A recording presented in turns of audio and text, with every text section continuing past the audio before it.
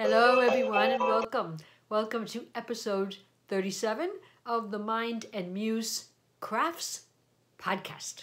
I am your host, Caroline, and I record every 2 weeks coming from the island of Puerto Rico in the Caribbean, where I live with my husband, and I share with you my experiences with the different crafts that I practice mostly, and as of late, mostly. I have been practicing a lot of crochet, and every once in a while I'll do some knitting.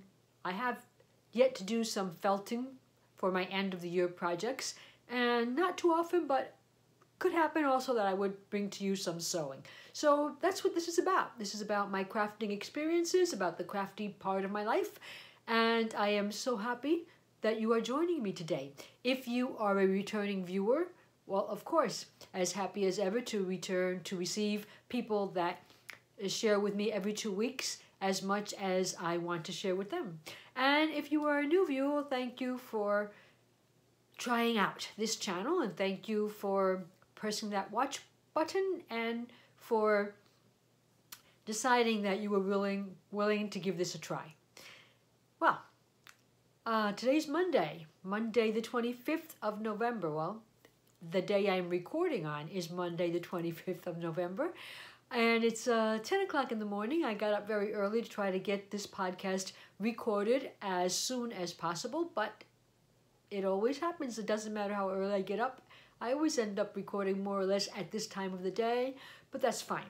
Hopefully I'll be able to chat with you for a while, and then I'll be able to get on with the other so many tasks that I should be completing today. So let's enjoy this time together because it's going to go by fast. And it won't be as long as the previous podcast. That just doesn't happen all the time. Normally these podcasts, I try to keep them between 30 and 40 minutes, and every once in a while it'll go off on a tangent to an hour. But it's not normal, so don't worry if you have pressed that button and are going to join me today. I won't take up all that much of your time. First and foremost, as usual, let me present to you what I am wearing that is crafty related. I wanted to share with you once again these earrings that I am wearing. They were purchased at the Edinburgh Yarn Festival probably about 2 years back by now. And when I was at the Edinburgh Yarn Festival, I picked up a kit to make a pin, I believe it was, a Dorsey button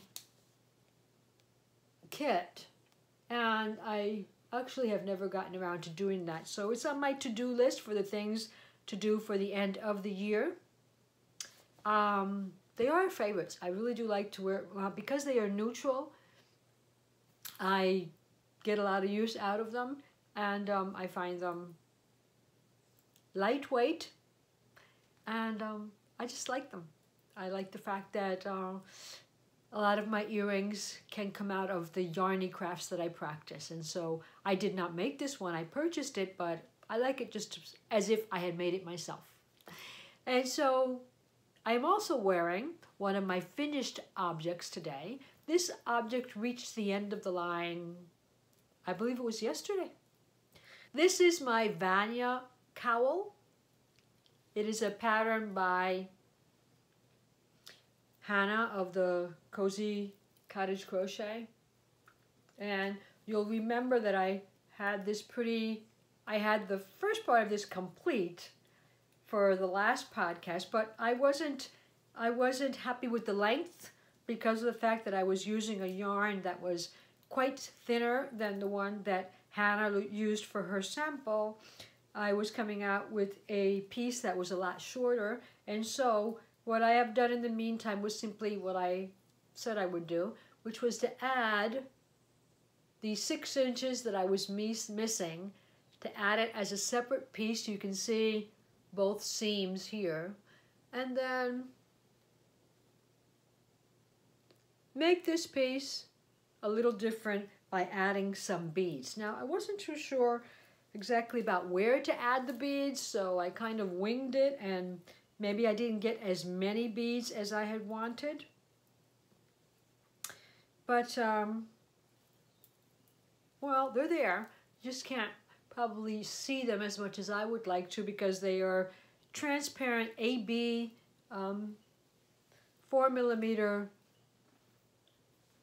seed beads, and they are transparent, so they're pretty difficult to see from a distance, but I can feel it, and there are maybe about 150 beads added here, and I was even thinking about going back, because it's so lacy, I didn't find it easy to decide where to put those beads, so I was just thinking about going back and adding some more. I might even add some beads down the seam to even make it stand out, and so that it would actually appear to be a design element instead of an after-the-fact fix-up. But, well, actually when it's worn, you can't really see that it has that addition. I could probably go around twice, though I would never wear it like that. Is it silk? I might, if it got too chilly. And this is 100% silk, if you'll remember. It was a yarn that Elizabeth brought me from her, and the first time she went to the Edinburgh Yarn Festival. So it's a nice, sheeny silver color. And I had 600, over 100 grams, but over maybe, let's say, 660 yards of this to begin with. It's Bilum, I guess Billis is the range of the yarn, 100% silk. And I don't know how much I've got left, but I'm pretty sure I've got half of it. I'm pretty sure I've still got half of the yardage left over. So maybe enough to make another one if I really wanted to. And it was it would have been I guess a quick makeup if I hadn't been doing other things at the same time, and I do work, so I can't sit all day long and do what I want to do. But I do believe that you could work it up pretty quick.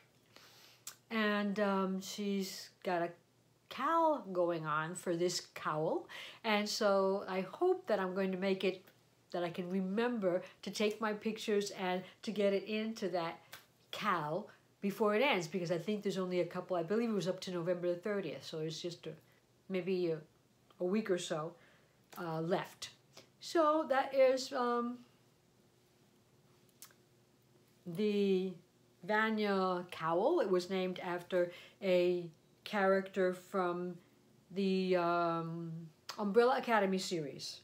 It is on Netflix. It's kind of like a superhero type of series, because they've all got powers, and Vanya was one of the characters there. So I really like this a lot. I really wish I hadn't had to add that piece there. I mean, it does look to me a little bit like an added piece, but you really can't see it that much when it's dangling, because it just appears to be all one color. So I did get some length out of it, if you'll remember from the last time, that it was not as long as I wanted it to be, so I did get some length from it. And the beads do make it hang, and I really like it. I don't know if I have enough, but things that I might think about if for a future this type of thing would be to make it thinner, so that it was just this long scarf, long skinny scarf that you let dangle without actually joining it or anything. I think that it would look very well in that way. I also believe that it could be made into a shawl by adding, if you were to add width to it. Oh, I'm sorry, can't get it to, it has not been blocked. But so it will stretch more. But if you were to add width to it and length, you could actually make a very nice stall that would look very elegant also. So I think it's got a lot of possibilities, and I just explored accidentally a couple of them. You could add beads to the whole to the whole thing, and it's just it's a nice quick make, and I'm very happy with it. So thank you, Hannah, for that pattern, and I'm sure I will get use out of it even here on the island because of the fact that it's 100% silk, and it's very drapey. It has not been blocked because I'm still thinking about whether I want to block it. I have read that silk weakens when it is wet, so that you should never block it aggressively.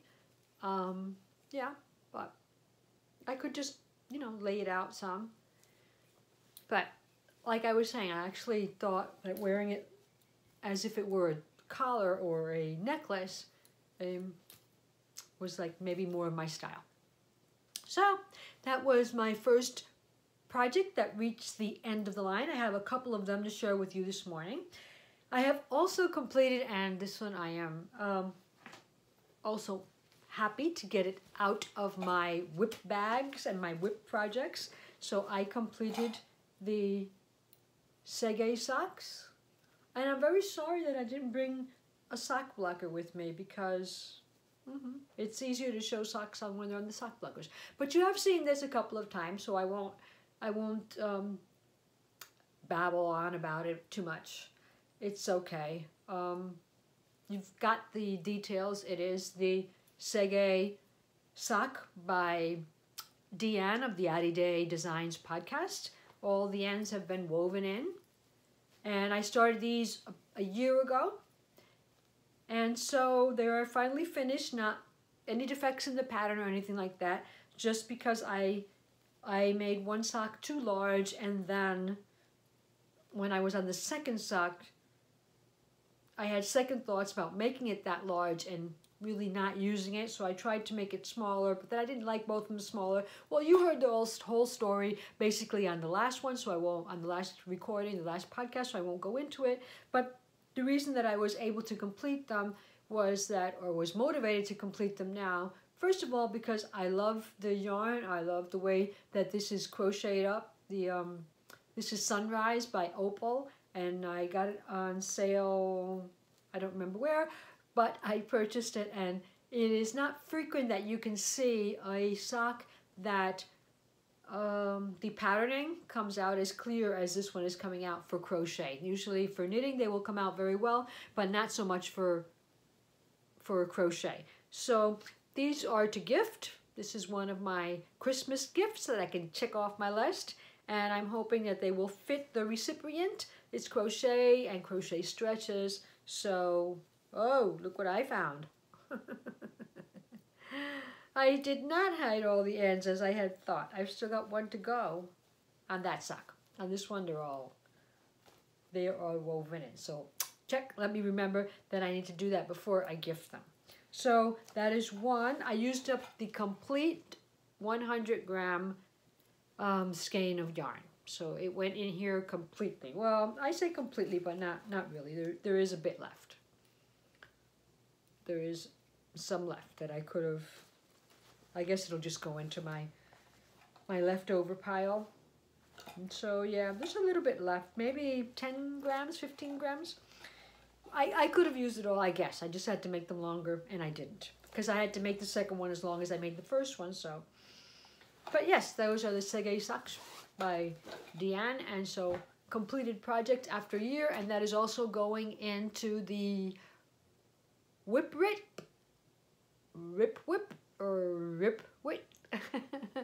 cow by that is being hosted by Faye. I know the FO thread is in Faye of the Crochet Circle Podcast's Ravelry thread, and so I'm going to try and get those photographed and put into that thread this afternoon.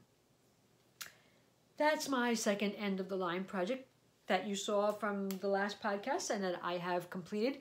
The third project is probably what I am most happy to have completed today, is my doily. If you remember, at the beginning of November, I requested participants for a doily exchange, and though I didn't get many participants. We are a few, and the few of us are right now all finishing our doilies and getting ready to exchange. The exchange will occur anywhere between after the 1st of December and between the 15th.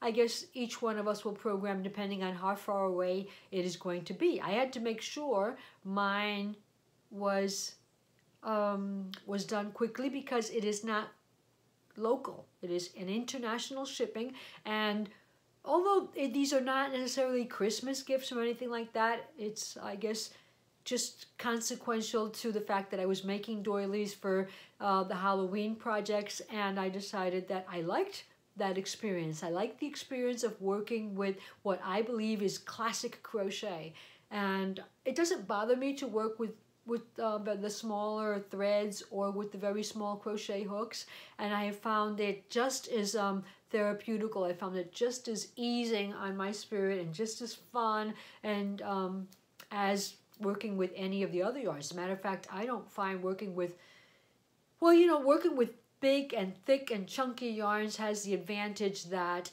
things get done quicker, I guess. And with the smaller threads, well, they take a bit longer. But I am very pleased with this experience that I've had in these last months. So glad that I took them up. And I am planning that I should continue with my doily adventure, and I've got a couple of doilies looked up for the Christmas season. I hope I'll be able to get it done before Christmas is over, and this year. And some things that I think could work at any time of the year. So let me show you this project that I worked on. Remember, it was the Rings of Change blanket pattern, but specifically this was called the mini Rings of Change. As I read through the pattern and his notes on Ravelry, I believe that after he had the 41 rows of this, he published it as a pattern for either a mini blanket, or as I was doing, if you work it up with thread, it could be a doily. The purpose was blanket because he uses I believe it's worsted weight yarn or Aran weight yarn, but he mentions the fact that if you use a smaller hook and a thread, you could create doilies, and so that's what I've done. After that, sometime later, he publishes the Ring of Change, which was the actual large blanket, and so they're available on Ravelry. The mini Rings of Change is a free pattern. The Rings of Change, the complete pattern, is paid for. And so let me show you. I have left it on the blocking mat only because I thought that it would be easier to share with you. And so look at this.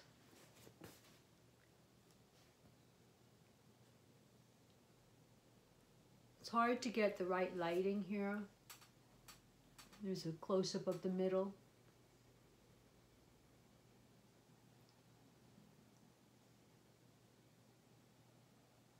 There's still, I believe, an end here to weave in. Nope. That's an extra piece of yarn.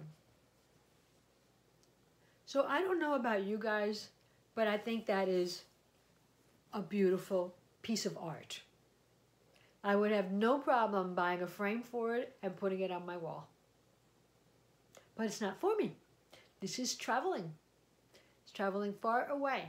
But I am very pleased that I steam blocked this. I did not starch it because it's going to travel so far anyway that it wasn't worth. Plus, you know that starches can react different on different materials, and I didn't want it turning any pieces yellow or anything like that. So I'll let the recipient decide what she wants to do, how she wants to take care of that. But I'm not going to ever get tired of showing it to you because I am very happy with it.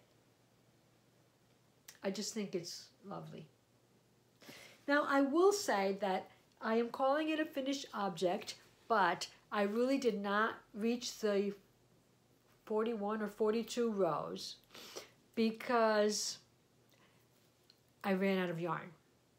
So I was using, if you'll recall from the last time, see if I have it around here, I was using Aunt Lydia's size 10 mercerized cotton. and it was in the wood violet colorway. There's a beautiful pattern there, by the way. And but it's not on the back or anything like that. I guess you have to go to the. This is Aunt Lydia's is from Red Heart, so I guess you might have to go to redheart.com and see that. And so I finished up my whole spool of thread. This has 350 yards. It's 350 yards of definitely a lace weight or a very light lace weight. And so what I had on the spool, and I had a little bit left over from the glove the fingerless mitt that I made for the wedding, that I made it in several colors to decide which one I was going to use. And so the one that I had made in this lilac color, I gripped it back so that I could put it into the doily. And so I believe there were 38 rows. So I was missing 4 rows in order to complete the entire doily. But since it's so thin, it's lace weight, the 4 rows would not add a significant amount of size to it. And plus, I'll show you the way it ends with the 41 rows, because it does end differently. I don't want you to make it and then say, why didn't mine come out like hers? Although that happens a lot, frequently to me too. I mean, things never come out the way somebody else makes them because we're all so different. But this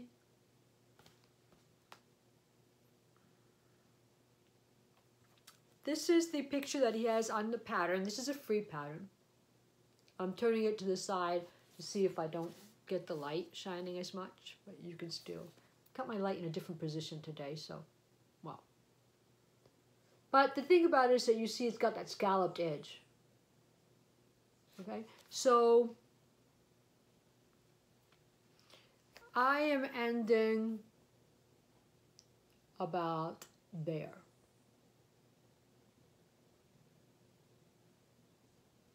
So the last 4 rows create the scallop. And it would have looked beautiful that way. Obviously I would have had no problem continuing, but I don't think it looks that bad this way either.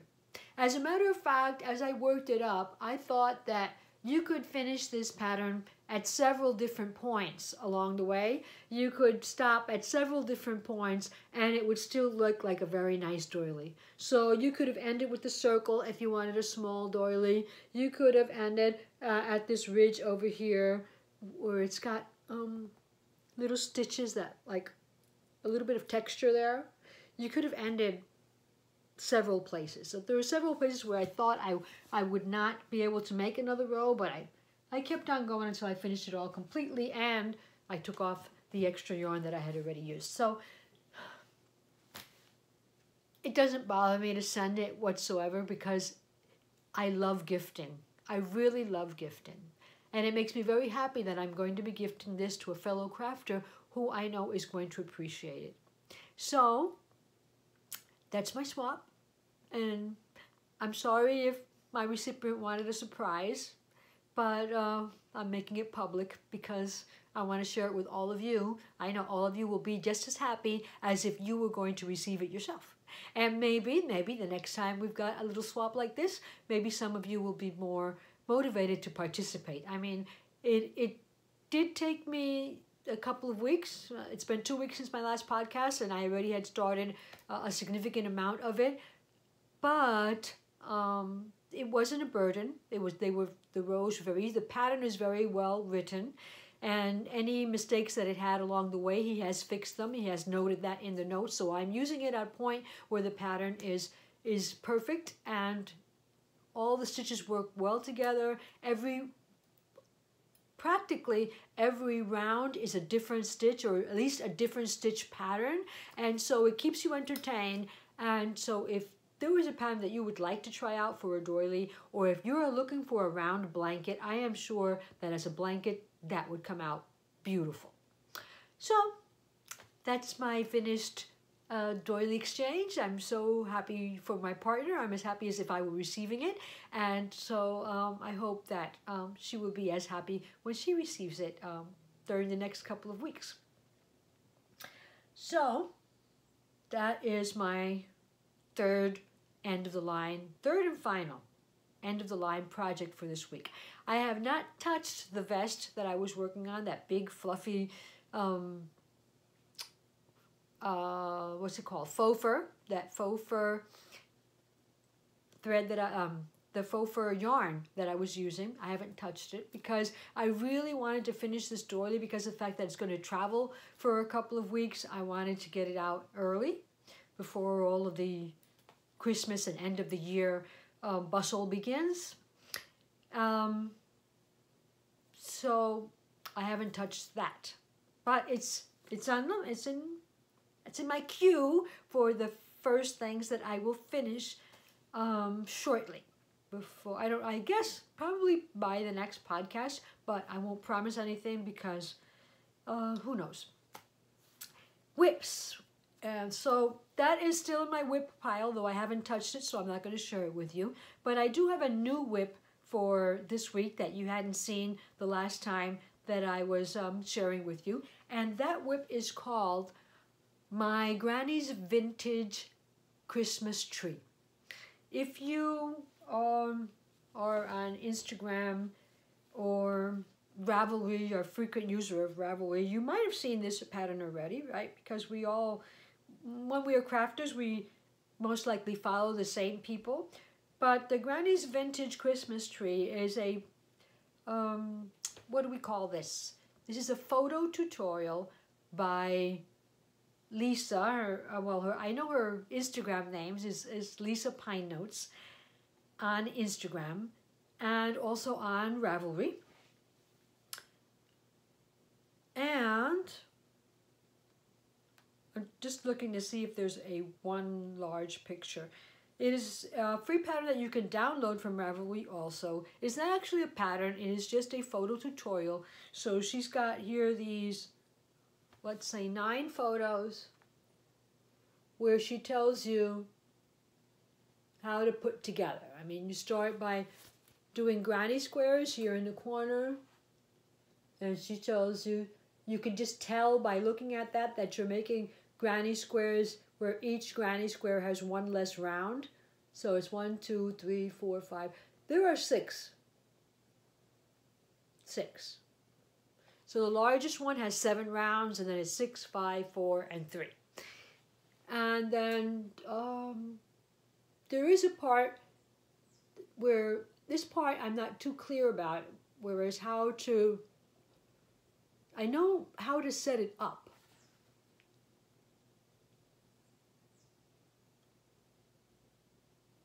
But I am not too clear about whether they are attached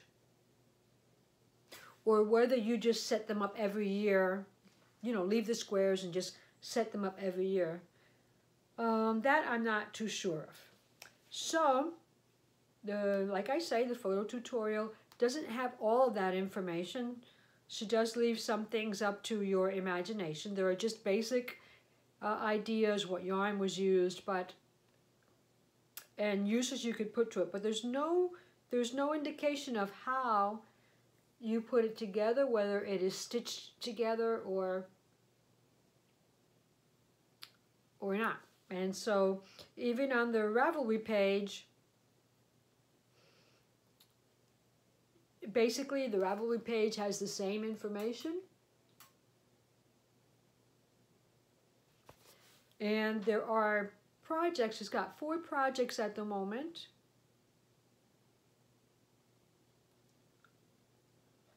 And basically you can see that some of them have put see if I can get a larger picture for you. They have put these squares together the same way that she has, and some of them have put them together this way. So so it's either this way where you fold up, or this way where your fold is towards the back. And I'll put up some pictures here of the way I've played around with mine. So I've got here my 6 squares. All my ends have been woven in. And basically, the squares, what I did was I used, everything that I had used here was from Stash. Everything that I used was from Stash, but I don't have anything here. I wanted to see if I could show you what type of yarn this is. Yes, I can, because it's right here. This is very deep Stash, one of the first yarns that I bought from, I think when still Crafty was called Crafty. I don't know, maybe. But it's called, this is the yarn, Kodiak yarn. It's a Barocco yarn. And this is 61% baby alpaca, 24% nylon, and 15% merino wool. It is classified as bulky. It is classified as bulky. Although, if you look at it, it is really not. I mean, this is a bulky from Lion Brand. Acrylic. And the other one is the bulky that I'm looking at, that I used for my tree. So there is a significant amount of difference. I do believe that it is, I do believe that it is classified as bulky because of the fluff. It's got a lot of fluff, a lot of halo. But I used a 4.5 millimeter hook. I did not use the recommended hook, which was an 8. I used a 4.5. Oh, I don't know if this has the colorway. But anyway, it's got a number, color number, 7069, if you're interested. When I purchased this, I purchased it in that evergreen green and in this mustard. I don't remember if I had a purpose in mind when I purchased it. At the beginning, I never had purposes in mind. I was just purchasing things because they were on sale, and it was a new yarn that I had never tried. Excuse me. I'm trying to get the air out of this bag before I put it away. But, so, it's been here for a while, and one of the main reasons why I have not been able to use it is because I am sensitive to it. I just touch that yarn, and everything itches. You'll see that I'm going to start scratching my nose and my face in a little bit, because that's just the effect that it has on me.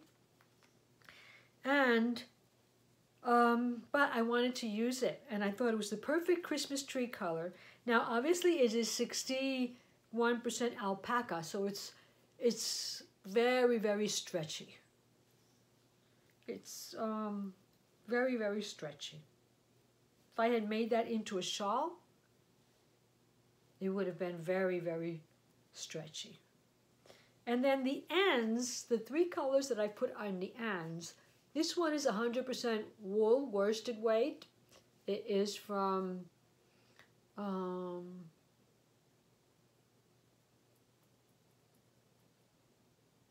name has escaped from me today, but it'll come back at some Christian Amdala, where she has a site where she sold, I don't know if it still is that way, but she would sell yarn to collect for a specific cause. And so I believe it was domestic violence or something like that. And so I purchased a while back, because I purchased several colors, because I wanted, it was 100% wool that could be used for felting. And so I could crochet a bag and then felt it, wet felt it. But I never did it, and the yarn has been in my stash for a while. And this green seemed so perfect for the cowl that I wanted to enter it in, which was the Grinch Along hosted by Kalisha of the Quirky Monday Crafts. I'm going to say podcast because that's just what comes to my mind, but I know she has changed the name of it.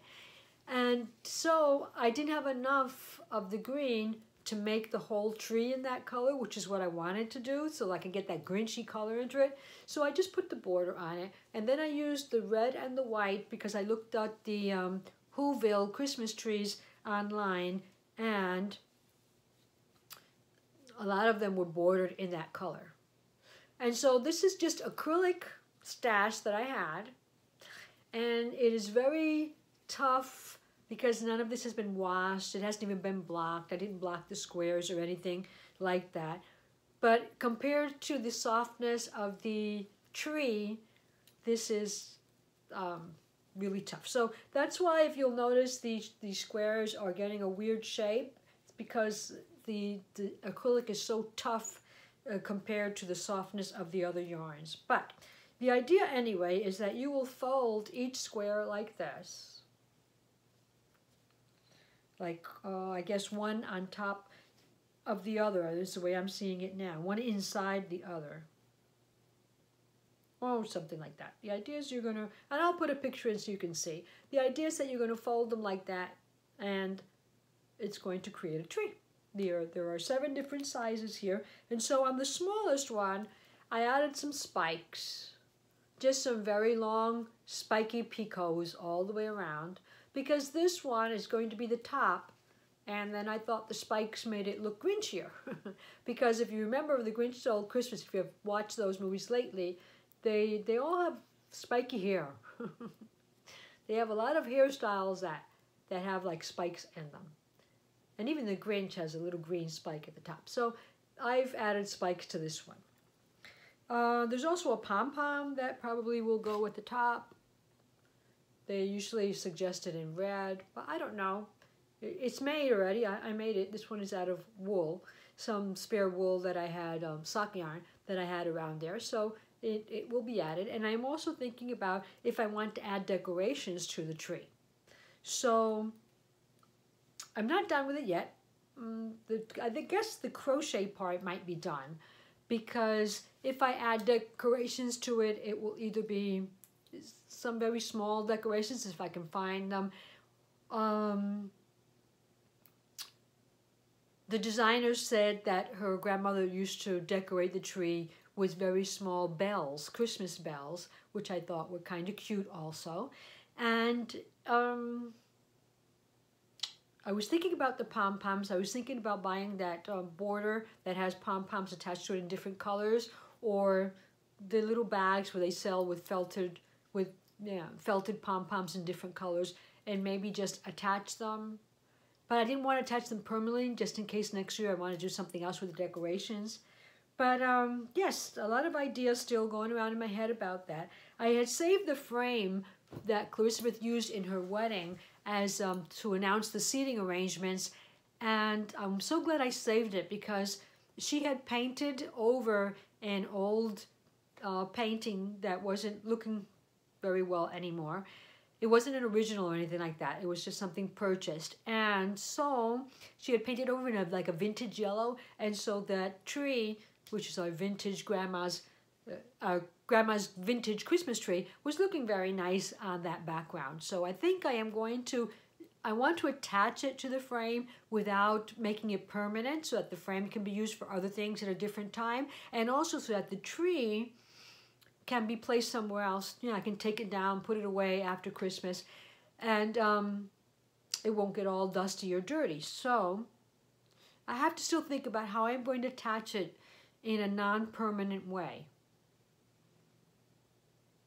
So I don't know. I have to think about that, but that will be, I was thinking originally that I wanted to make one of these and put one in each room, because I don't always get Christmas decorations into the rooms because of the fact that it takes a lot of time to put up and then to take back down.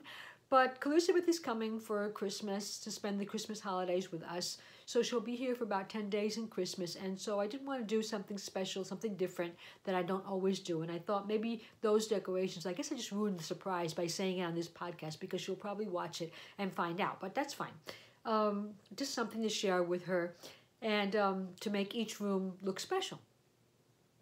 So that is the only WIP that I'm going to share with you today. So the next thing that I wanted to share with you was a couple of projects that are on my radar, because of the fact that I still have a couple of Christmas gifts that I want to crochet up. I decided that this year I was going handmade with everything. I'm not going to crochet for my husband, but I have thought about making a felted painting for him following a tutorial that was begun by the Living Felt page, livingfelt.com, where they were giving actual specific classes on how to crochet your pet's, on how to felt your pet from a picture. So if you have a good quality picture of your pet in a special position that you would like to keep a memory of the pet, then they talk about how to use that, how to start it. And I wanted to do that for my husband. I think he'll appreciate that more than anything that I can crochet for him. And I also purchased these sets of, they used to be called Sock Emergency Kits by Kayleen of Little Bean Loves Yarn. This year I don't think that's the name she used, but the idea is the same. They are tubes of socks. Okay.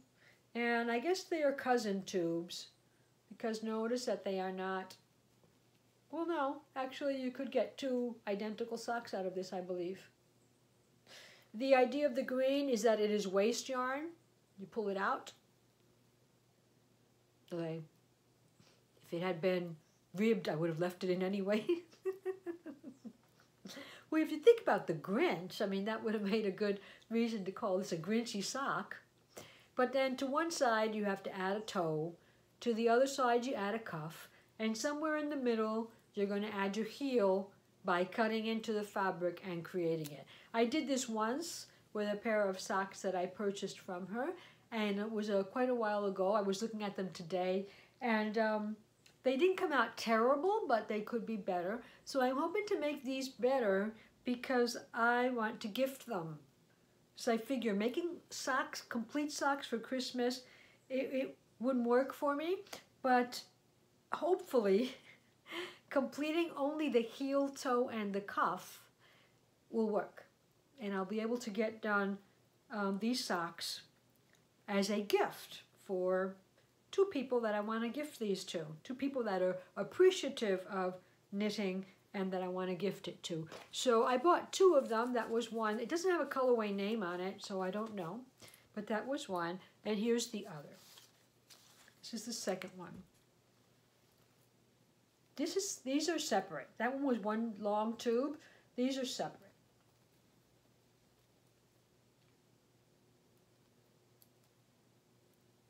And you know what, guys? They don't even appear to be the same length. Oh my. And I didn't make them. I just purchased them. Let's see. I think they're actually a couple of rows off. But hey, it'll still be better than something that I can make. But that's the other. I think this is Hagrid's Hut. But maybe I'm wrong. It could be something else. It doesn't have a name on it. So there's a second pair. And I'm going to try and make these up for a couple of men in my life because I think the colors are manly enough that a man would be able to wear them. And so that's on my radar because I think that might be a quick make.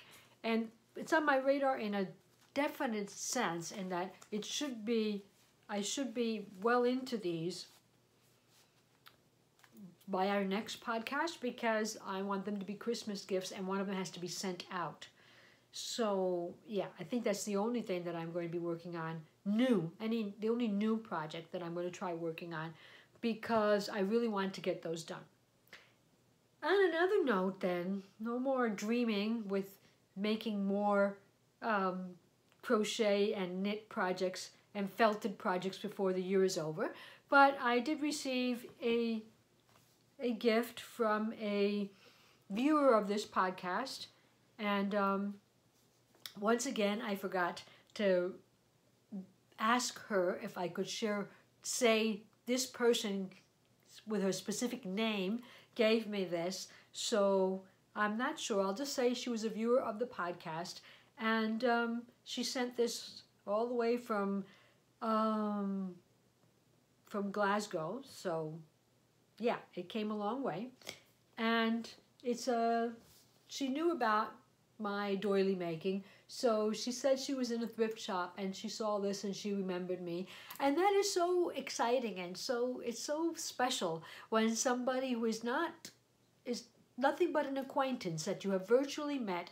Although, I mean, if you come back every 2 weeks and chat with me for an hour, I think that's made us more than an acquaintance. I mean, I'm pretty sure that you feel closer to me than maybe some of your other real life friends, because I have friends that I don't see as frequently as I see some of the podcasters that I watch. So I kind of like consider them more special to me in that sense, because I feel we're spending a lot of time together.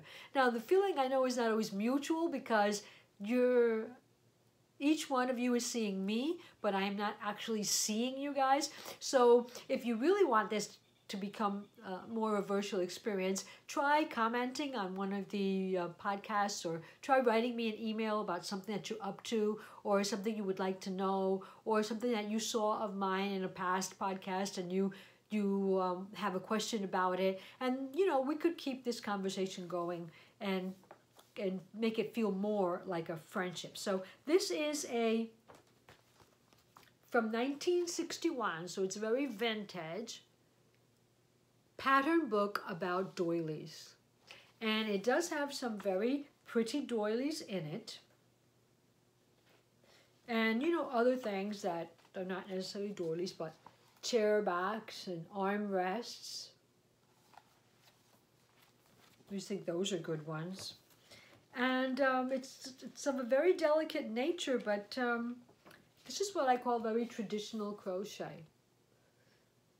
Most likely I won't be able to find, it's all white, and most likely I won't be able to find the yarns that they're using, but these filet crochet ones, I think they would work up pretty quick. And I still think that they, even for people that are not yarny,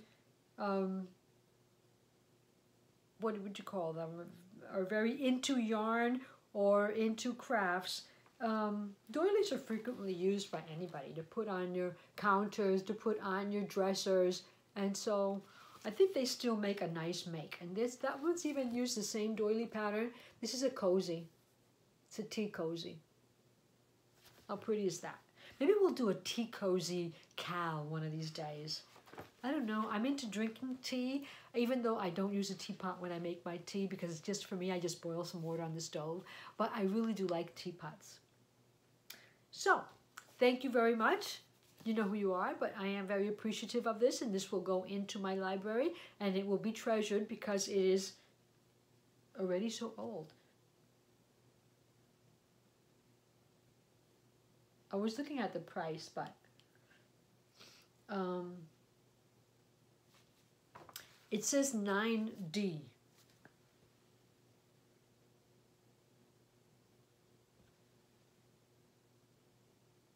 So I don't know what that is. I don't know what the equivalence is in dollars. I know it's not $9. I mean, this was 1961. Published by J&P Coates. Printed in Great Britain, so that must be British currency. But I'm not all that familiar with anything that's not a pound. Or guineas. I've heard the guineas being mentioned a lot, but that's about as far as I go. So maybe one of you can just tell me what that means and tell me if that, well, it has to be very cheap. It was 1961. But anyway, tell me your feelings about that. So I wanted to share that with you because I like to share things on here that I haven't purchased but have been gifted to me. And I know if they're watching, I mean, you feel appreciative of the fact that you're being mentioned, and other people, even though I'm not giving the name because some people are shy and don't like that, but I know you know that I appreciate it, and thank you very much. So, that is it for today, and I hope you have enjoyed this episode. A little life update. I don't want to reach the hour because I've noticed that when I look through the time descriptions that Google Analytics gives me, people are watching maybe 26 minutes at most, and so there's a lot of time that is not being watched. So I don't want to make this any longer than it has to be, but I did want to mention that I will be, for the Thanksgiving holiday that is this upcoming week in the United States, I will be traveling to Florida to spend Thanksgiving with Clarissabeth in her new house. So it was a last of the moment thing. My husband, I was out getting an eye examination to make a new pair of glasses, and my husband called me on the phone and said, I just purchased tickets to go see Clarissabeth. So I have known for about a week now too, and I am at the point where I'm getting ready. I'm going to take some stuff. We're going to travel light because traveling with baggage is so expensive nowadays. I mean, it's your ticket plus $40 or $50 to take a suitcase. So I have some things that I have left at Clarissa's house the last time that I was there. Hopefully I won't have to take much. It is not very cold there. Some of the mornings are maybe near in the 40s, 50s, 60s, and that will be a little chilly for me, but then it warms up during the day, so I won't need any of that heavy stuff. And I probably won't take a lot of crochet. But I am taking these with me because this is something that I think that I can work on over there, and maybe even get a couple of toes done or a couple of toes and cuffs. The hardest part for me is always the heel. I always shy away from that, so I always think about that for a long time before I get it done. But at least the toe and the cuff, I should be able to get that done. Once I decide what yarn I'm going to be using, I can ball it up and take it with me. Or I don't have to ball it up. I can ball it up when I get over there, or I can go over there and use the yarn that she's got in her stash. And so there are lots of possibilities for those little projects. But then, until we meet again, please remember to keep yourself safe. Keep yourself extra healthy in the holiday seasons. I know that people tend to overeat and eat things that are not so good for them, especially if we have special diets due to some illness that we're suffering. So be kind to yourself and don't overdo it. And keep crafting along with me. Take care. Hit the like button below if you have liked this podcast. And please hit the share button if you know somebody who might not watch this podcast or hasn't watched it in a while, and you want to remind them that I'm always up here every 2 weeks. And subscribe if you haven't done so already, so the next time that I come back with all my stories about my trip to Florida, you'll be there to meet me. Take care. See you soon. Bye for now.